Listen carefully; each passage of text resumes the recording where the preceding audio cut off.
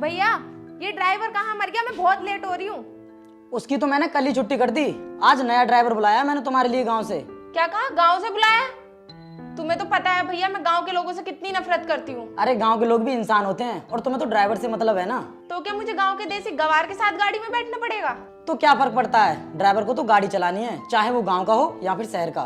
भैया उस गांव के ड्राइवर को बुलाने से अच्छा है ना आप मुझे गाड़ी चलानी सिखा दो, मैं खुद ड्राइव कर लूंगी।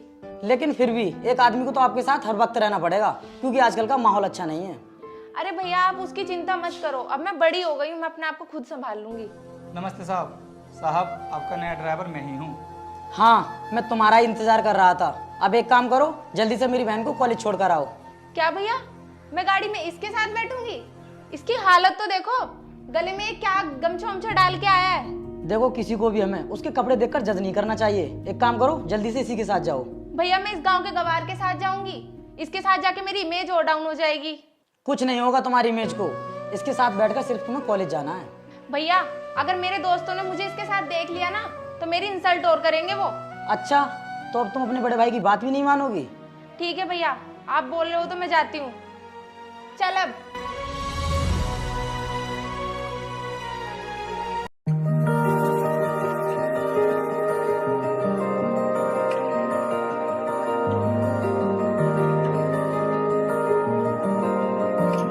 पता नहीं कब पीछा छूटेगा मेरा इस देहाती गवार ड्राइवर से। ओए सुन, आगे मेरे दोस्त खड़े हैं ना, वहीं पे गाड़ी रोक ले। लेकिन मैम साहब आप तो कॉलेज जा रही हैं। तेरे से जितना कहा है ना उतना सुन, गाड़ी रोक। ठीक है मैम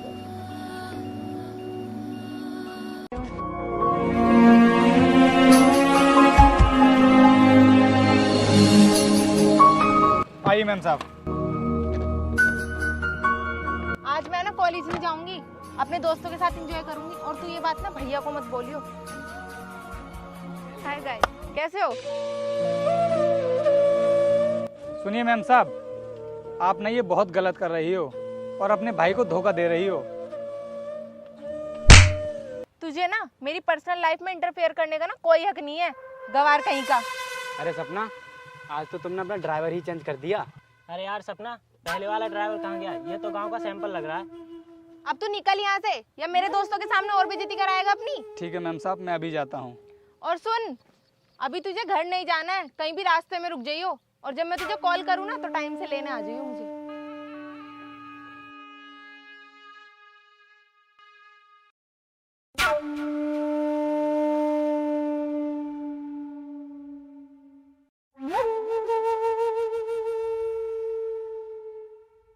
यार आज ना हम तुम्हारे लिए बोतल लेकर आए, तो आज दबा कर पियेंगे। अरे तुम पागल हो क्या? मैं ड्रिंक व्रिंक नहीं करती, तुम लोग एंजॉय करो आराम से।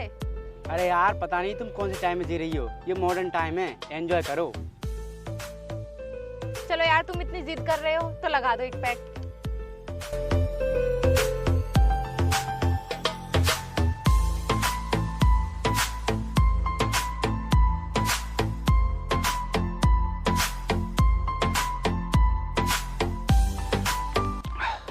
अब बताओ यार, पीने के बाद कैसा फील हो रहा है? यार मुझे तो लग रहा है ना मैं दूसरी दुनिया में पहुंच गई हूँ, बड़ा अजीब सा लग रहा है मुझे। ये दारू भी ना बहुत कमाल की चीज है। यार तुम लोग एक काम करो, मेरे उस गवार ड्राइवर को फोन लगा के ना लो, यहीं पे बुला लो। हाँ यार, अभी बुलाता हूँ। ओ सुन ड्राइवर, मैडम को लेने जल्दी आ जा, जहाँ पर छोड़कर गया था वहीं।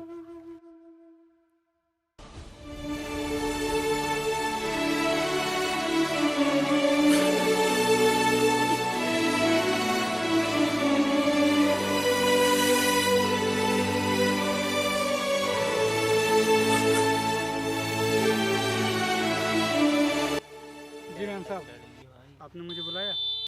देखो दोस्तों, मेरे भैया ने ना इस देसी चुरकुट को रखा है गाड़ी चलाने के लिए। अरे यार, हम इन गांव के गंवारों को अपने घर के दरवाजे पर खड़ा भी नहीं होने देते हैं। मेरे भैया को ना सही से लोगों को चॉइस करने का ना बिल्कुल भी सेंस नहीं है। पता नहीं कहाँ कहाँ से पकड़ लाते हैं इन गवारों को। यार तुम्हारे लिए तुम्हारे भैया ने इस ड्राइवर को रख के तुम्हारी बहुत बेइज्जती की है, और पता नहीं लोग क्या क्या कहते होंगे तुम्हारे बारे में। मैम साहब, मुझे ना आपसे ये उम्मीद नहीं थी कि आप यहाँ बुलाकर मेरी और अपने भैया की इस तरह बेइज्जती करोगी। मेरे सामने तो ऊंची आवाज में बात कर रहा है, 2 कौड़ी के ड्राइवर।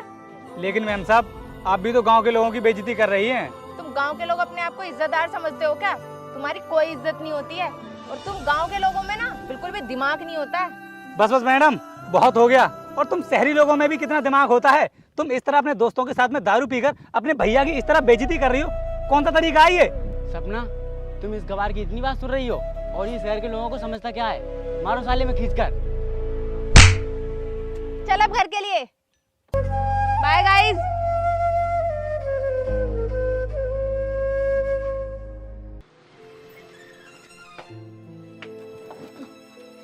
कहीं ये गवार भैया को सच्चाई ना बता दे, मुझे कुछ ना कुछ बहाना तो ढूंढना पड़ेगा।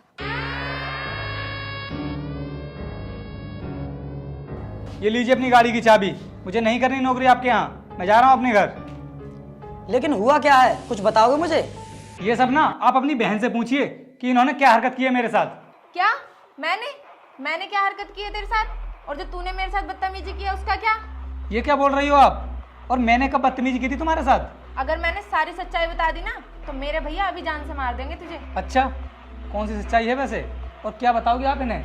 ये आपस में दोनों लोग झगड़ना बंद करो प्लीज। ड्राइवर, तुम बताओ क्या बात है? सर, आपकी बहन ने दारू पीकर अपने दोस्तों के साथ में मेरा खूब मजाक बनाया और आपका भी मजाक बनाया और मुझे खूब पीटा भी। और साहब, आपकी बहन ना कॉलेज जाने के नाम पर आपको धोखा दे रही है। सपना, ये मैं क्या सुन रहा हूँ? और क्यों पीटा तुमने इसे? हाँ भैया, मैंने इसे पीटा जरूर था, पर जिस बात के लिए पीटा ना वो आप नहीं सुन पाओगे। बोल, क्या बात है, चल बता मुझे। भैया, इसने ना मेरी इज्जत पर हाथ डाला और इसने मेरे साथ में बदतमीजी की, इसलिए मैंने इसे पीटा। नहीं साहब, मैंने इनके साथ कुछ भी नहीं किया है, ये बिल्कुल झूठ बोल रही हैं। बस चुप हो जा अब तू। मेरी बहन की इज्जत पर हाथ डालकर नए नए बहाने बना रहा है। सर, ये बिल्कुल भी सच नहीं है। हम गांव के लोग बेशक होते हैं, लेकिन हम ना इतने गिरे हुए नहीं होते हैं कि किसी की इज्जत पर हाथ डालें। मैं तो सोचता था कि गांव के लोग अच्छे होते हैं, शरीफ होते हैं, लेकिन तू तो आस्तीन का सांप निकला। सर, आप ना अपनी बहन की बातों पर यकीन करके बहुत बड़ी गलती कर रहे हैं। दफा हो जा मेरी आंखों के सामने से। आज तेरी वजह से गांव के लोगों से भरोसा उठ गया है मेरा। देख लिया आपने, ये गांव के लोग होते ही ऐसे हैं और इन पे भरोसा करने का अंजाम यही होता है। और आज जो मेरी इज्जत के साथ कुछ भी होता है ना तो उसके जिम्मेदार आप होते भैया। सपना, मुझे माफ कर दे, मुझे इस इंसान को समझने में गलती हो गई। अब खड़ा खड़ा क्या देख रहा है यहाँ पे? चल निकल यहाँ से।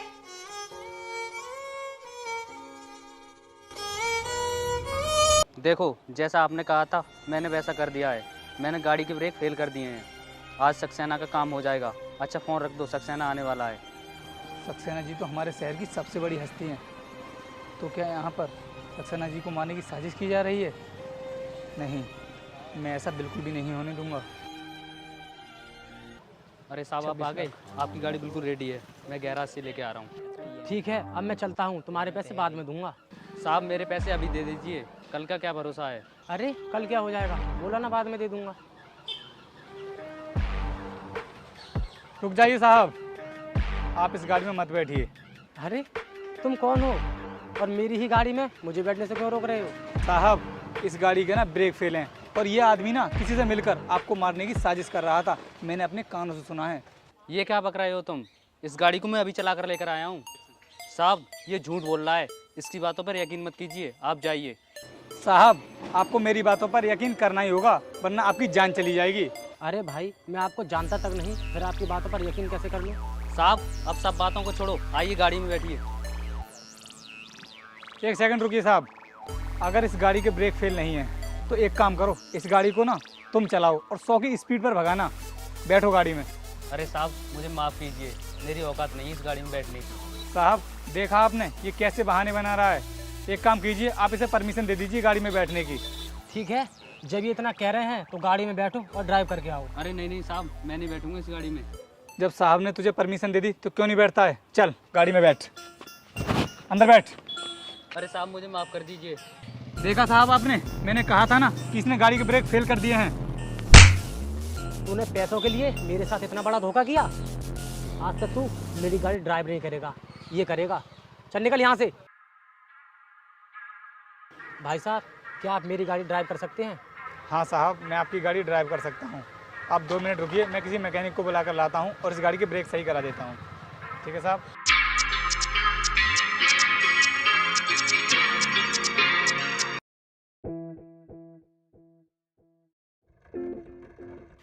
साहब साहब हमारा फ्लैट छोड़ दीजिए। ये देखिए मैं पैसे लेकर आया हूँ। तूने पैसे लाने में बहुत देरी कर दी। मैंने तेरा फ्लैट किसी दूसरे को बेच दिया। तुम हमारा फ्लैट ऐसे किसी और को कैसे दे सकते हो? तुम्हारा उस फ्लैट पर कोई हक नहीं बनता क्योंकि तुम्हारा टाइम पूरा हो गया। लेकिन सर एक दिन का वेट तो कर लेते आप, इतनी जल्दबाजी क्यों कर दी आपने? पिछले 6 महीने से वेट ही तो कर रहा हूँ मैं। साहब आपने हमें नई मुसीबत में डाल दिया है और हमारी तो फैक्ट्री भी नीलाम हो चुकी है और इस फ्लैट के सिवा तो हमारे पास कुछ भी नहीं था। देखिए अब मैं इसमें कुछ नहीं कर सकता। सर आप एक काम कीजिए, आपने जिसको भी ये फ्लैट बेचा है ना, आप हमें उसका एड्रेस बता दीजिए, हम उसे दोबारा खरीद लेंगे। देखिए एड्रेस बताने की कोई ज़रूरत नहीं है। मेरे पीछे जो व्यक्ति खड़े हैं उन्हीं ने खरीदा है उसको। आप जाकर मिल लीजिए।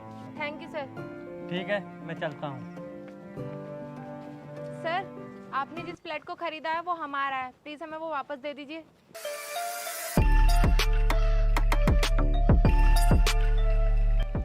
अरे तुम? हाँ मैं। और मैडम क्या कहा था आपने उस दिन कि मैंने आपके साथ बदतमीजी की थी? सर आज ना आप अपनी बहन से पूछ ही लीजिए कि उस दिन बदतमीजी की किसने थी। मैडम बताइए सर के लिए। सपना अब मुझे सच सच बता दो कि उस दिन क्या हुआ था।